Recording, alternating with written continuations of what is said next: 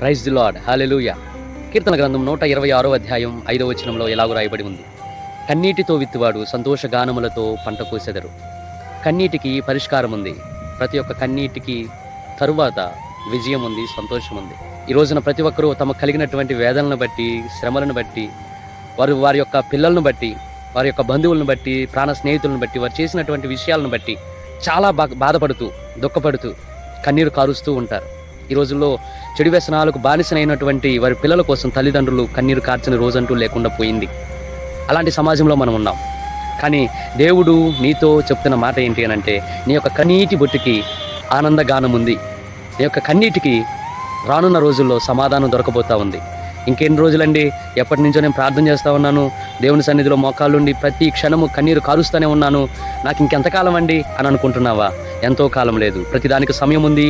సమయం దాని ప్రకారం దేవుడు సమస్యకు పరిష్కారం చూపిస్తాడు. నువ్వు ఎవరి కోసమైతే కన్నీరు కారుస్తూ ఉన్నావో ఆ కన్నీటిని దేవుడు అతి త్వరలో నాట్యంగా మార్చబోతా ఉన్నాడు. ఎవరి కోసమైతే నువ్వు కన్నీరు కాచి ప్రార్థిస్తూ ఉన్నావో ఆ ప్రార్థనకి సమాధానమును ఇవ్వబోతా ఉన్నాడు. నా ప్రియమైనటువంటి దైవజన్మ, తల్లి ప్రసవ వేదన పడేటప్పుడు తను ఎంతో బాధను, నొప్పిని, వేదనను అనుభవిస్తుంది. ఒక్కసారి తన యొక్క ప్రసవ వేదన తర్వాత బాధ, వేదన అంతా మర్చిపోతుంది. ఇప్పుడు తను జన్మనిచ్చిన తన బిడ్డని చూసినప్పుడు తను పడిన వేదన, బాధ, ఆ నొప్పి అంతా కూడా ఎందుకు మర్చిపోతుందనంటే, తన బిడ్డను చూసినప్పుడు సమస్తమును మర్చిపోయి ఎంత సంతోషంగా ఉంటుందో, అలాగే ఒక రోజున నువ్వు కారుస్తున్న కన్నీటికి సమాధానం రాబోతా ఉంది. నువ్వు ఎదురు చూసిన ప్రతిదానికి సమాధానం రాబోతా ఉంది. నమ్ము, సరైన సమయంలో దేవుడు నీ కోసం సిద్ధపరిచాడు. దేవుడు అటు ఆశీర్వాదమును మనకు అనుగ్రహించునుగాక. ఆమెన్.